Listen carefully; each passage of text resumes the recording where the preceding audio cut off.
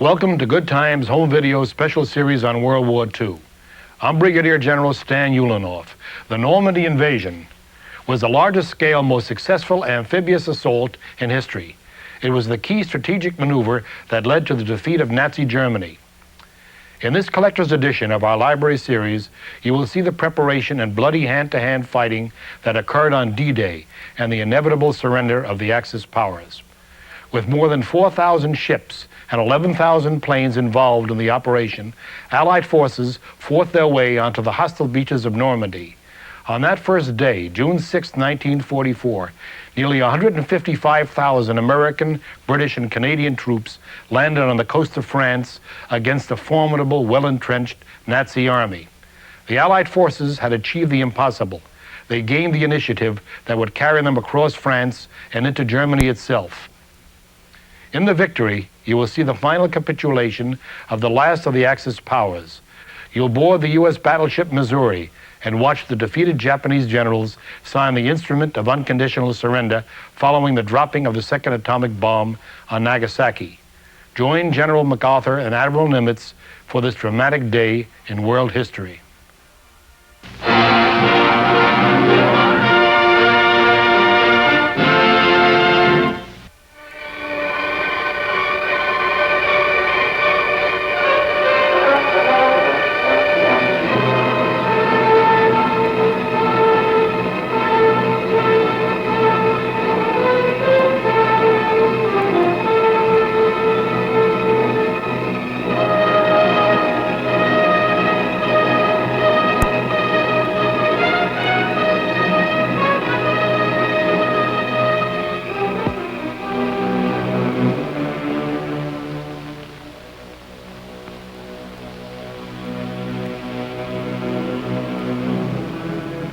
June 9th, 1944. Allied troops in Normandy have moved inland. The work of the U.S. Navy and Coast Guard and the combined Allied sea forces has been done. Work not without a price in men and materiel.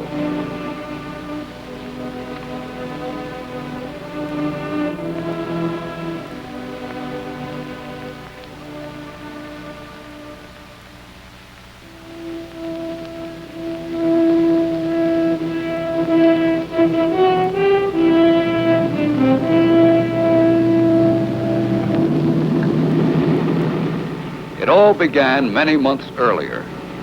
In Chesapeake Bay and other sections of the American coast, untested sailors and soldiers learned the task of getting from ship to shore.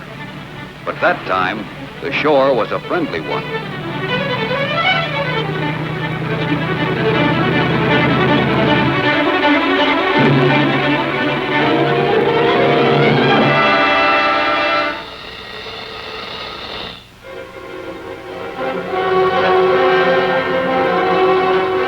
Then, with part of their training finished, they left the United States.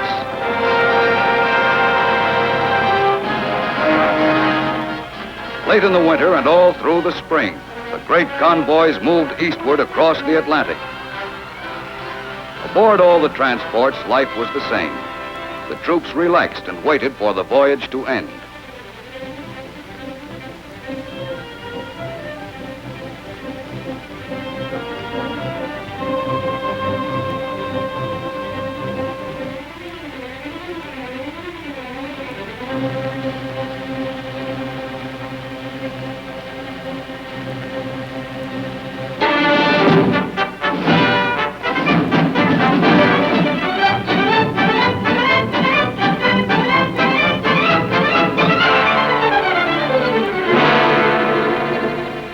All along the coasts of Great Britain that spring, the training went on. Navy and Coast Guard landing barges practiced landing operations day and night.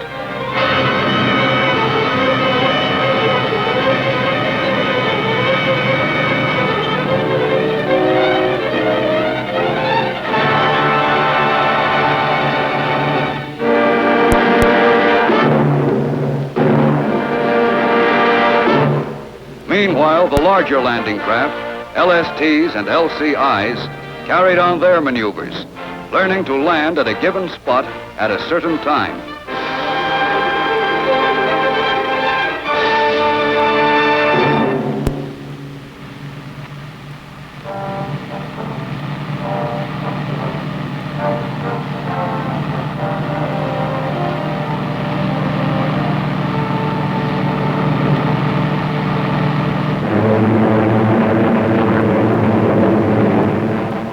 all the days of preparation, Allied planes, thousands of them, continued to soften enemy defenses and communications in daily raids.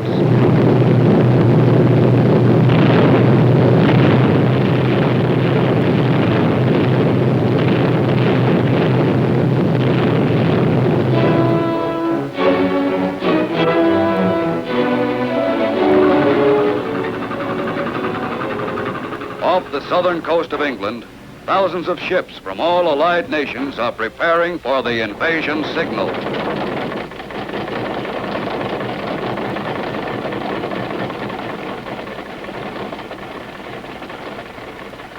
Navy and Coast Guard crews make last-minute preparations.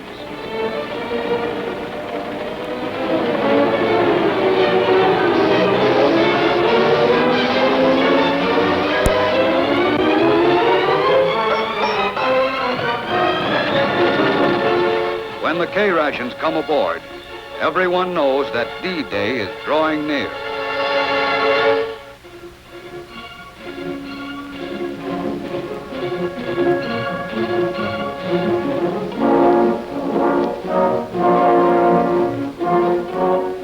Somewhere in southern England, troops embark on LCVPs to be ferried to the waiting transports offshore.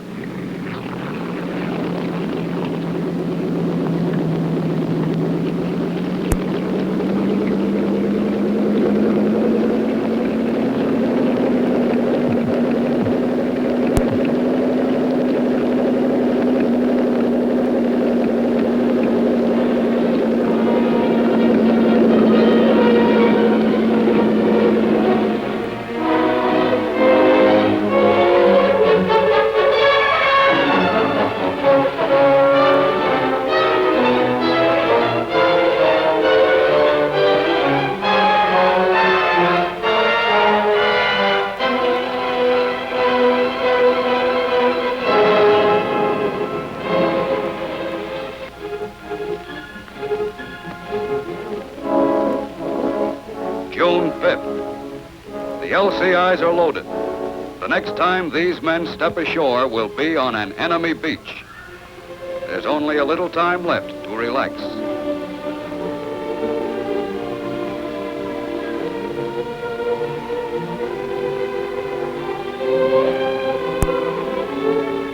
And the bombing attacks of the Air Force are intensified. Now the raids are continuous.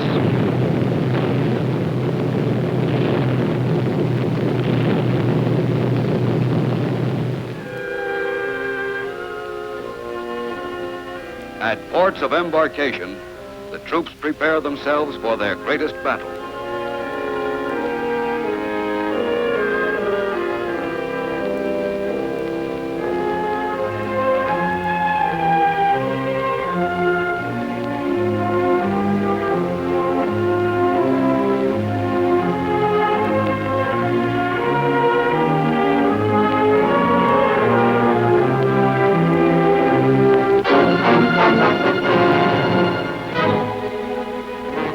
Coast Guard officer briefs his men, and all along the coast, sailors receive their final instructions.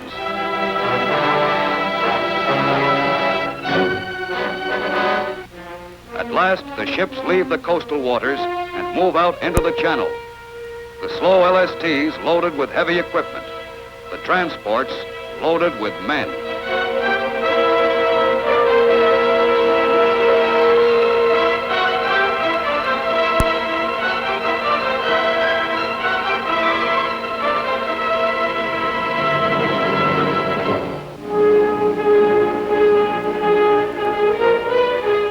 Fast warships screen the mighty invasion fleet from enemy raiders.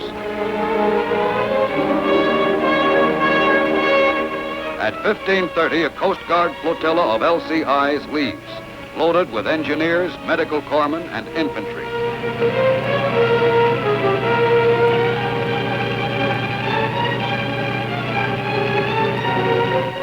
D-Day approaches, and the ships are in their assigned positions.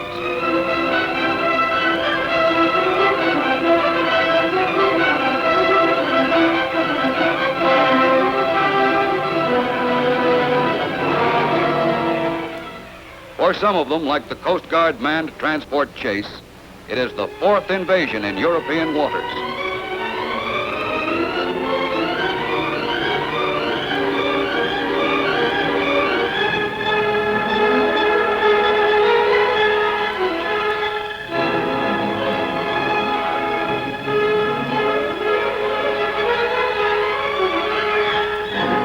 The only planes overhead are friendly.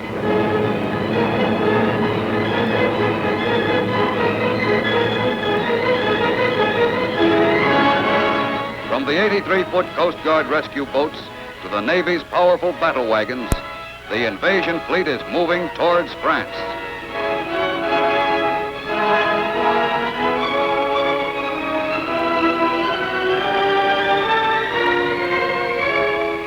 And below decks, officers study the maps that mark the invasion beachheads on the coast of Normandy.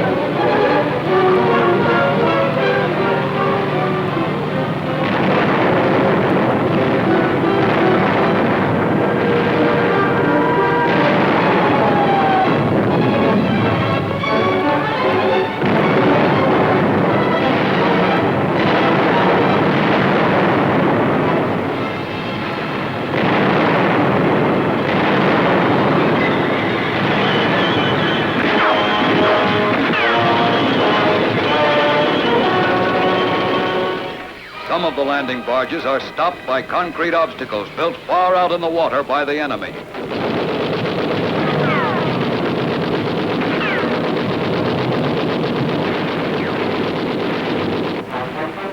Offshore, the larger landing craft approach the beachhead slowly.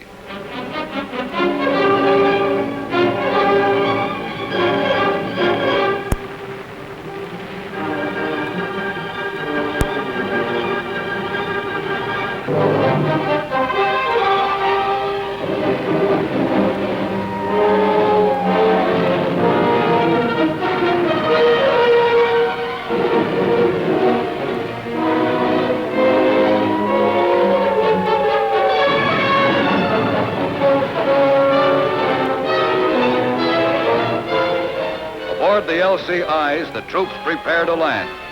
The beach is still empty, and the crossfire of German guns still rakes the shore.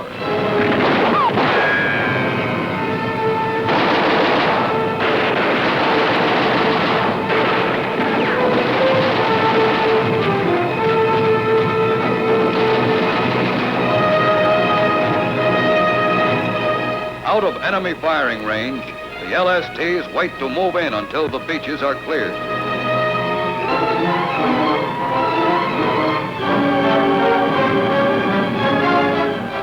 The arrival of motorized equipment marks the end of the first phase of the landing.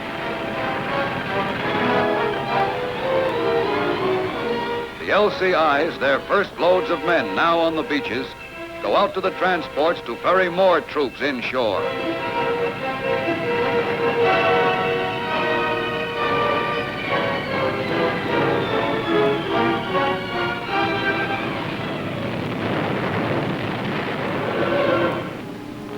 Still waiting beyond gun range, the LSTs unload supplies on smaller LCTs. Heavier equipment is transferred to giant rhino ferries, flat-bottomed barges that will land it ashore. And reinforcements arrive, thousands of men.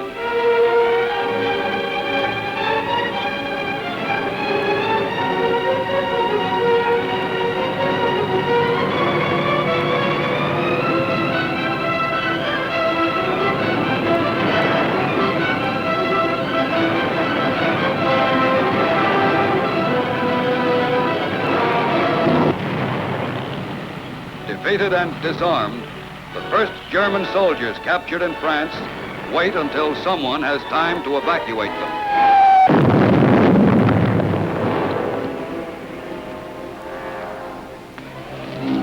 Out in the Channel, the rescue boats of the Coast Guard are looking for survivors and aiding damaged vessels.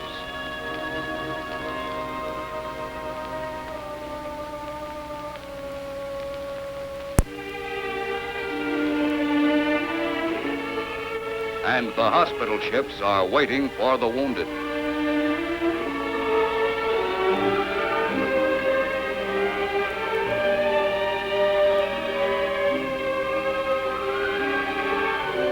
From a damaged Coast Guard LCI, a wounded man is transferred to another ship.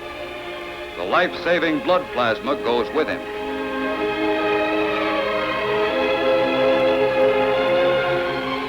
Another Coast Guard manned LCI, badly crippled, could not reach the shore, and its wounded are removed.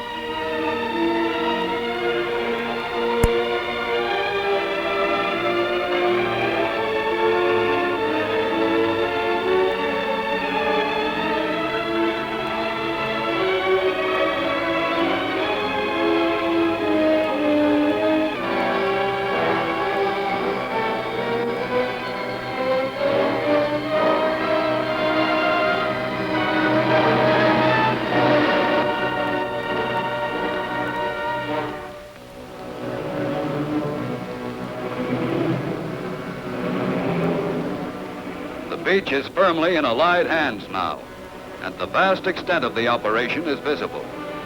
Silent evidence of the fierce battle is apparent everywhere.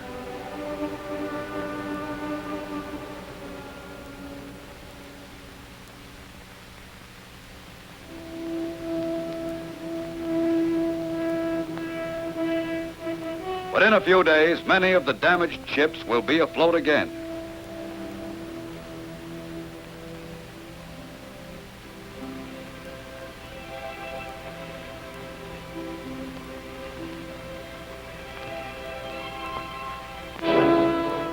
Now more and more troops move inland to push the enemy back.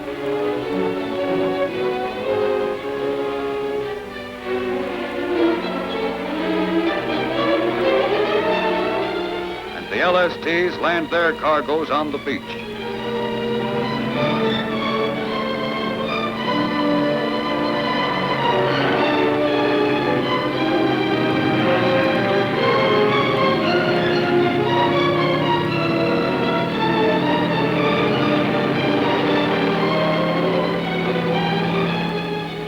Barges built especially for the Normandy operations are left on the shore to be unloaded.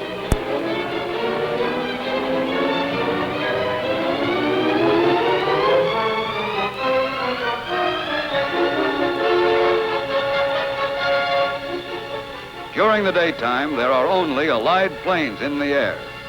But at night, German bombers harass the beachhead and drop mines offshore.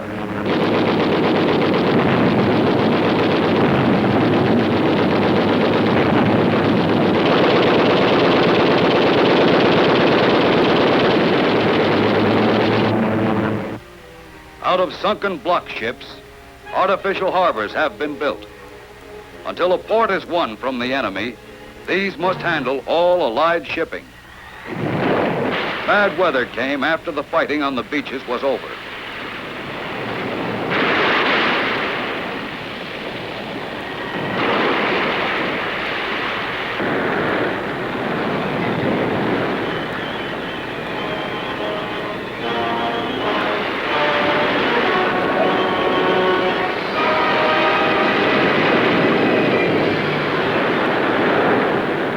The heavy storm left a trail of damaged ships.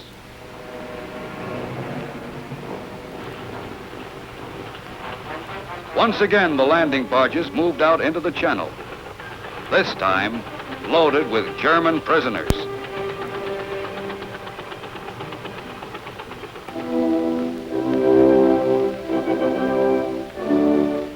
In England, prisoners board a Coast Guard transport.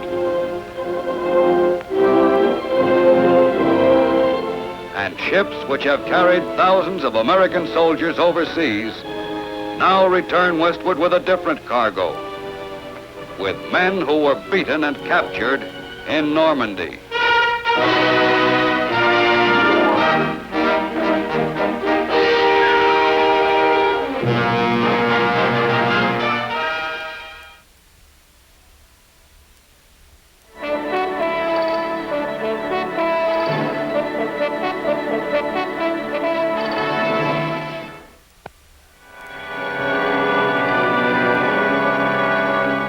There is an ancient saying that all roads lead to Rome. If that is true, the United States Army had taken the longest and toughest road.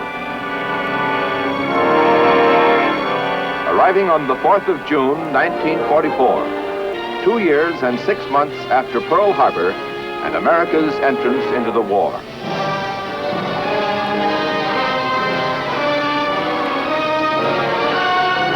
Two days after General Mark Clark's Fifth Army captured the Eternal City, General Dwight D. Eisenhower's invasion forces hit the Normandy beaches in a massive amphibious assault.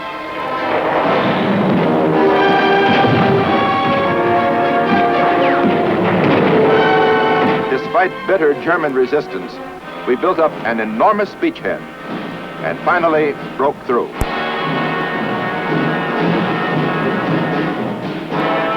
Our 7th Army, commanded by General Alexander Patch, landed in southern France and pushed northward along the Rhone River Valley. 10 days later, Paris was liberated.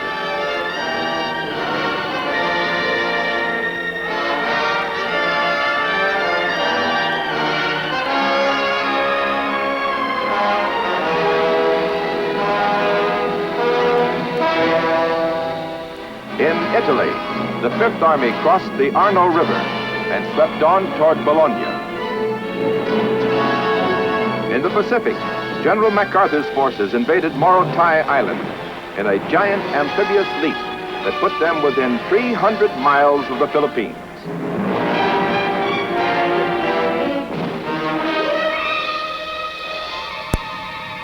General Stilwell was making progress in Burma with his mixed command of hand-picked American infantrymen, Merrill's Marauders, and British and Chinese units.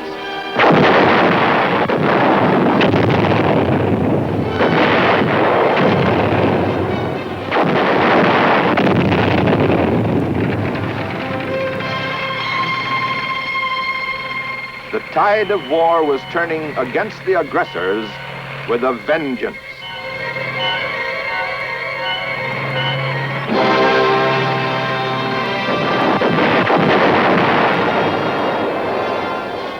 Just 97 days after the 5th Corps of 1st Army had led the assault on Omaha Beach, it had driven 500 miles inland and crossed the German border.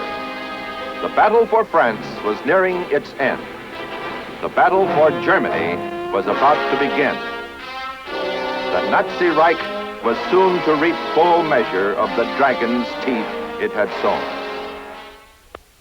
The immensity of global war, as it occurred at the height of World War II, staggers the imagination.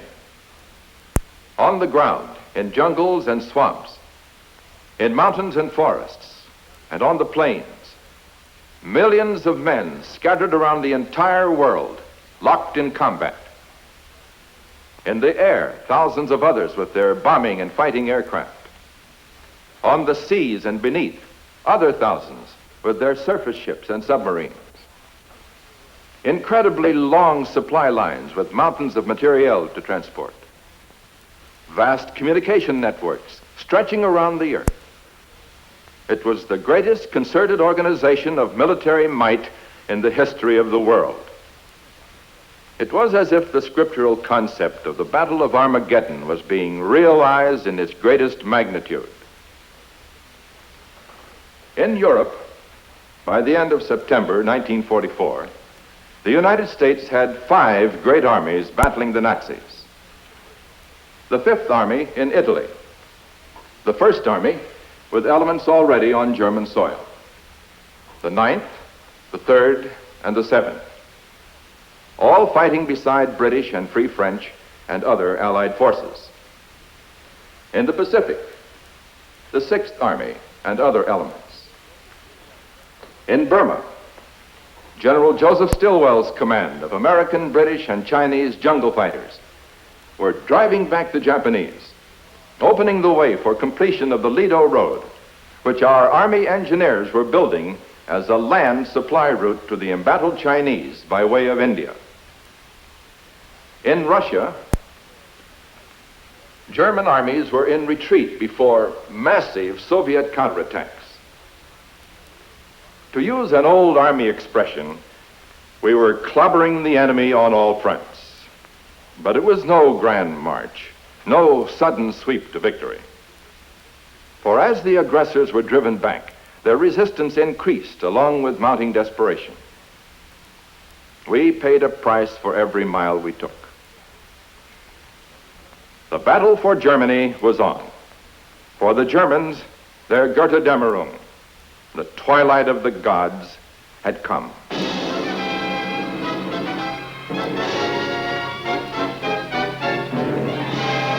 Our armies were battering at the gates of the Nazi homeland. General Hodge's First Army drove through the vaunted Siegfried Line, mile upon mile of concrete fortifications and anti-tank emplacements, to the city of Aachen.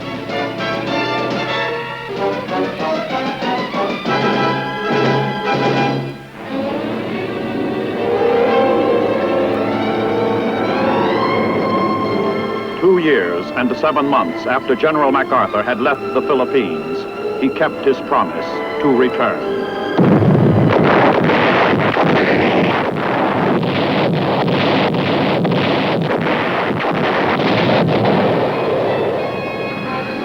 On the 20th of October, 1944, his forces invaded the island of Leyte.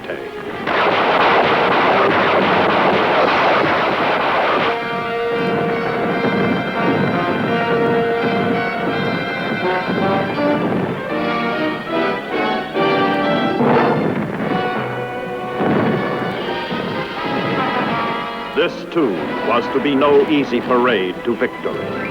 Our soldiers were to face an enemy who would fight as their leaders ordered them to fight, to the death. They wanted it that way. They were to get what they asked for.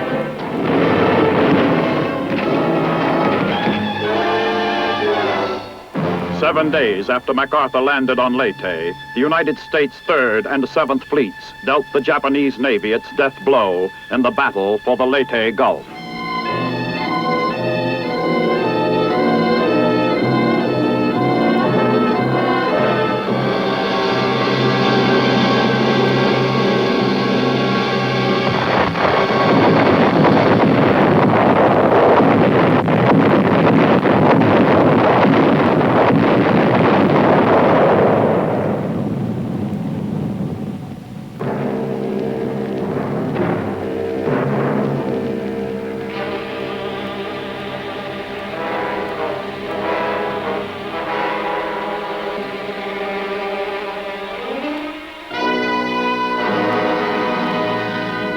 The curtain was rising on the last fast-moving act of the drama of World War II.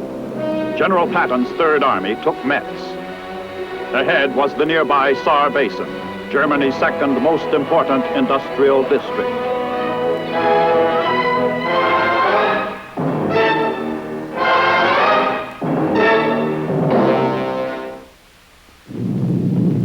On the other side of the world, Army B-29 bombers from new bases on Saipan showered bombs on Tokyo, a fiery rain from the heavens to avenge Pearl Harbor.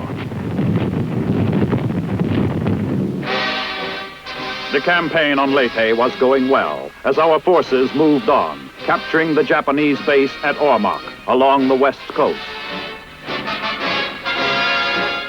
Other forces landed on Mindoro Island with no losses.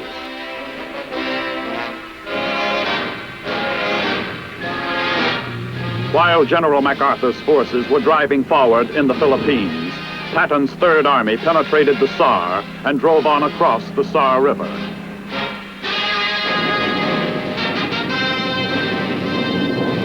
A record-breaking fleet of 1,600 United States heavy bombers blasted Frankfurt and other German cities.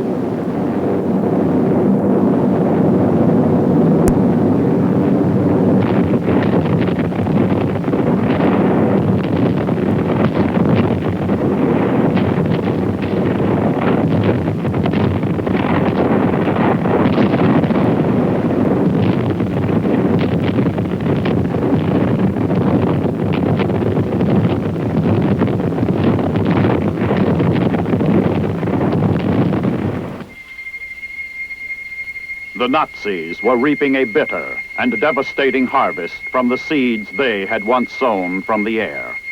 Now the very perpetrators of aerial blitzkrieg saw their own cities reduced to rubble. To the millions of Nazi war victims, here at last was a measure of retribution against their merciless executioners.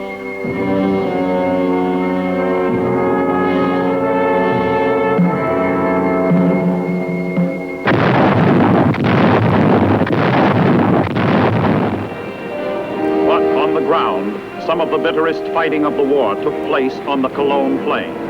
Our push toward the industrial Ruhr was resisted every step of the way.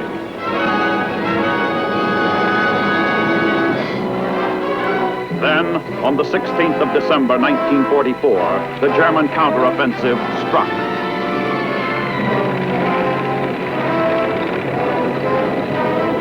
German Field Marshal von Rundstedt suddenly sent a dozen elite divisions smashing into the Ardennes sector.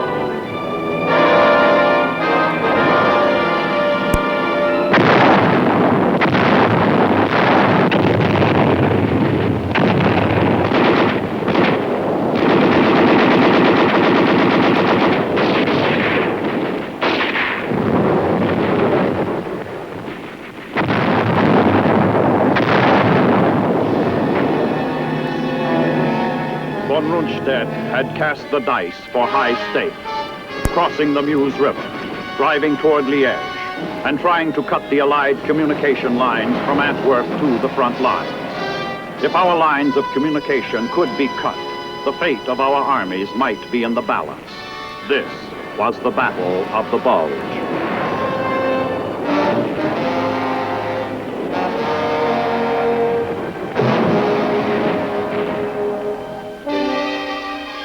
Combat and non-combat troops were suddenly and necessarily fighting side by side in worsening winter weather. Grabbing their weapons, they dug in and responded to the old military axiom of hanging on to buy time until reinforcements would come.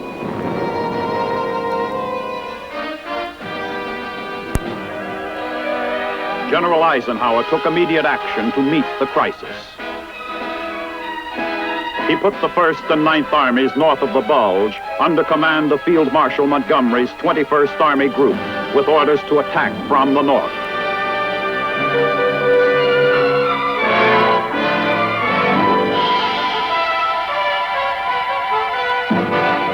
Patton's Third Army was to attack from the south.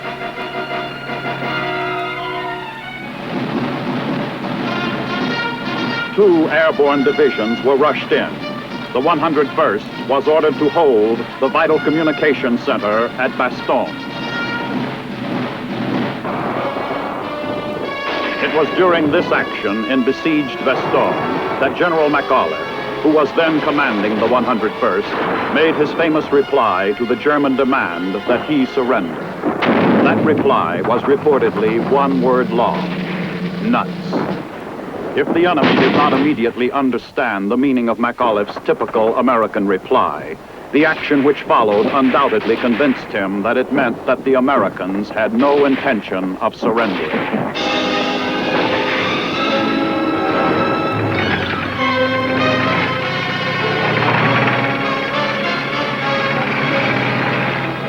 Just 6 days after von Rundstedt had launched his counteroffensive, elements of Patton's Third Army, racing up from the south, struck the German on his southern flank. The pressure was off the 101st Airborne.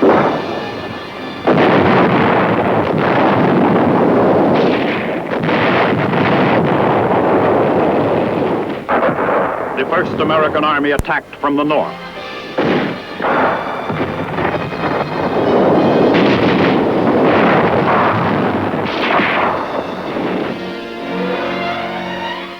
After the British struck the bulge on the west, the Third Army smashed on north to link up with the First Army.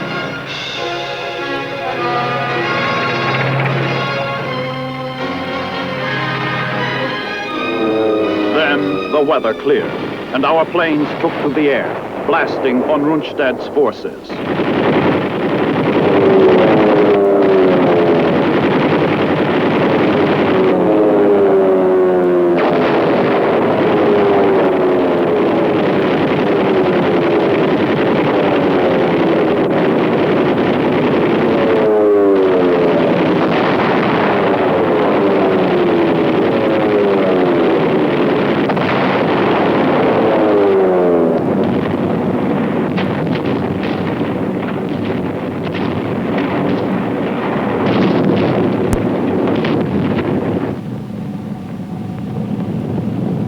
The Battle of the Bulge was soon over. The enemy was retreating. The Germans had thrown their last big Sunday punch of the war.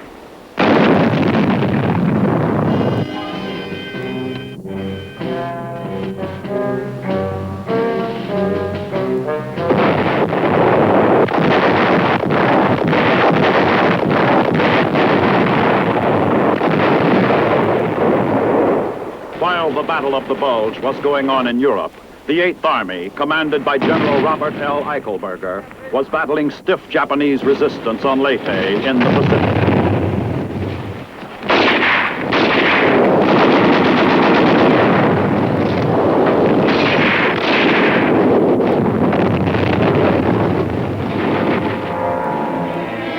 The fight for Leyte would continue for months, until nearly 50,000 fanatical Japanese would be annihilated.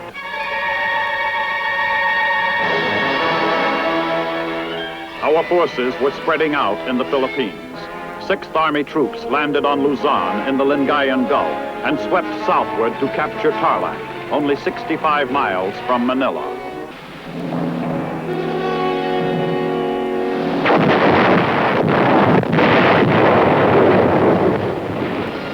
"15 days later, men of the 1st Cavalry Division fought their way into Manila.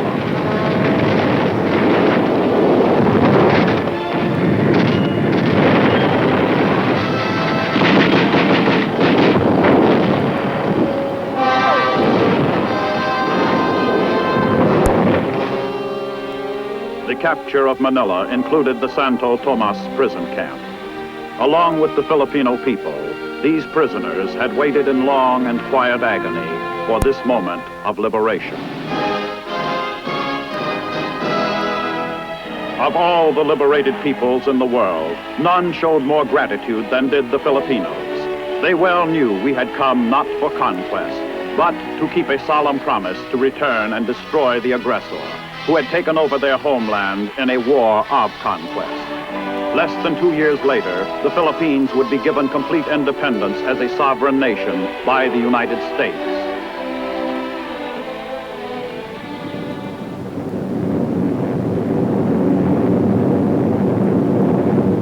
"13 days after the fall of Manila, our airborne troops landed on Corregidor. 2 years and 9 months after the Japanese had hauled down our flag.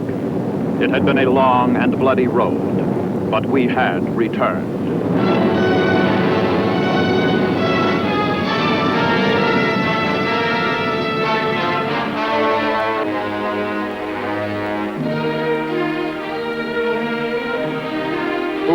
And where were those who once had said the American was no soldier, that he would not fight?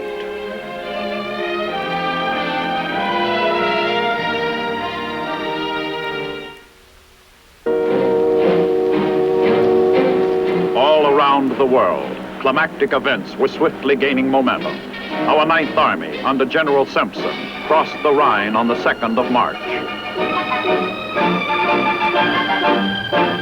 4 days later, General Hodges' First Army occupied Cologne. 4 days after that, 300 of our superfortresses blasted Tokyo.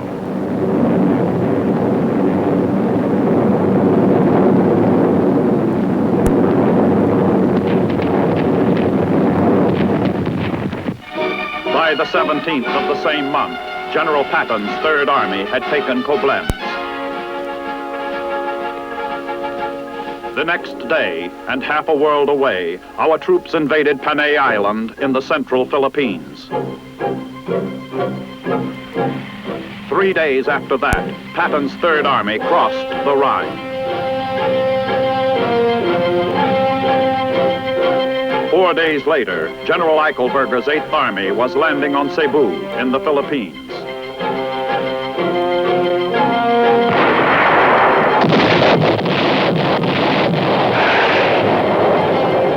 Less than a week after that, on the 1st of April, 1945, the United States 10th Army, under General Simon Buckner, invaded Okinawa. On the 11th of the same month, the 2nd Armored Division of the 9th Army reached the Elbe, only 63 miles from Berlin. The 3rd captured Coburg.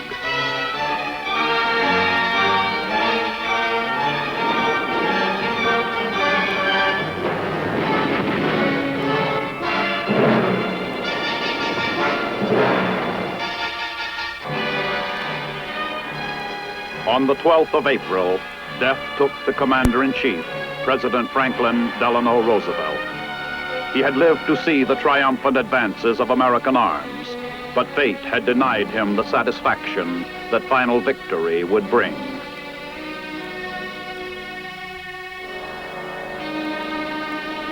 Less than a month after President Roosevelt's death, Germany surrendered. Hitler was dead by his own hand. Only a few days before, Mussolini had been killed by Italian partisans.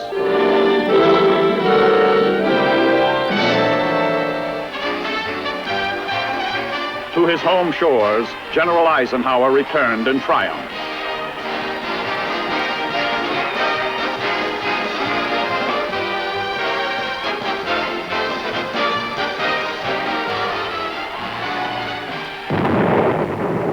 But in the Pacific, a war was still going on, a big and bitterly fought war, with the end not yet in sight. Okinawa was a bloody battleground, as our 10th Army was finding out.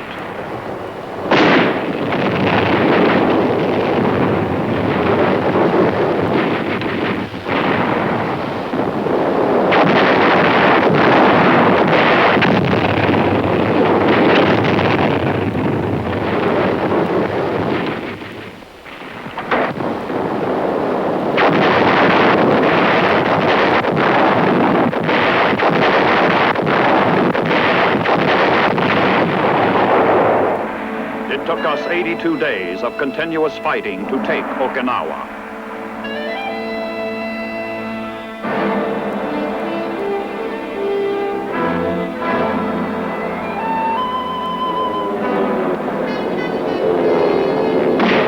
Kamikaze attacks on our Navy took a heavy toll, but we fought back, never letting up.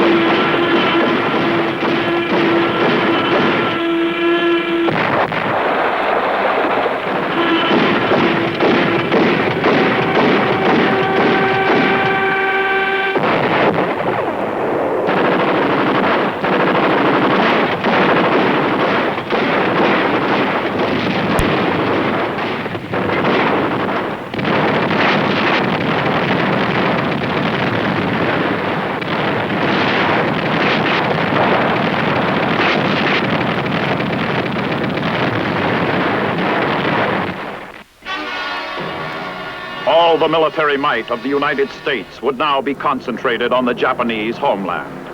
A tough job lay ahead, a job that would take men and equipment. Our entire military strength was now aimed at the one remaining Axis partner.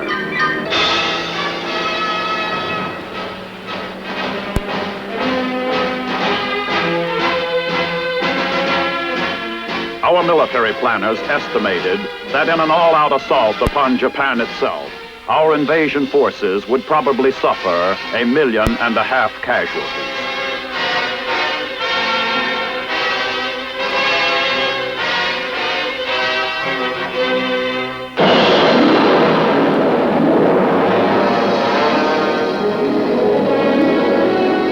But a new and terrifying force had come into the world, which was to prevent those 1.5 million casualties, the atomic bomb.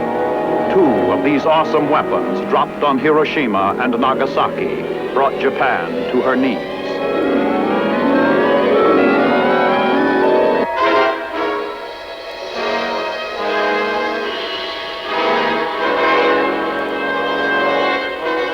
On the 2nd of September, 1945, Japanese officials signed the Articles of Formal Surrender on the battleship Missouri in Tokyo Bay.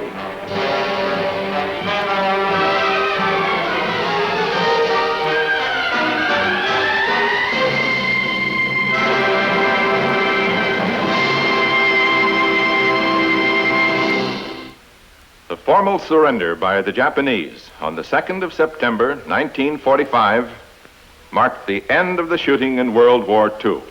It was a momentous, historic event. But there was one other that followed, which might not have been as historic to the world at large, but it was probably the most rewarding moment in the life of a fine old soldier. General Jonathan Wainwright, who had been forced to surrender Corregidor, had been rescued by U.S. Army paratroopers from a prisoner of war camp in Manchuria and flown back to be present at the formal surrender on the battleship Missouri. A day or two after that, he was present at the surrender of General Yamashita and the remnants of the Japanese army in the Philippines. It must have been a great day for Jonathan Mayhew Skinny Wainwright, West Point, class of 1906, American soldier. We hope you've enjoyed this collector's edition of Good Times Home Videos World War II.